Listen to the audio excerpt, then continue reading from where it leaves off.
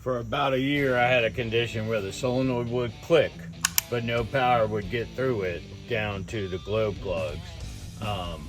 There's a quick, easy way around that. It's called the jump wire. Keep a jump wire handy when you have one of these trucks, because you never know when this is going to happen. So basically, you're going to need the glow plugs to be on and the internal temperature to 90 degrees before this truck will start.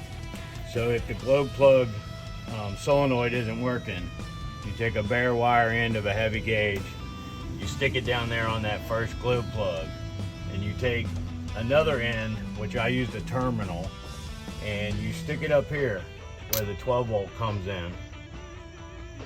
You hold it for about 15 seconds, release, hold about 15 more seconds, and then what would happen is it would heat up your glow plugs enough for you to get it started.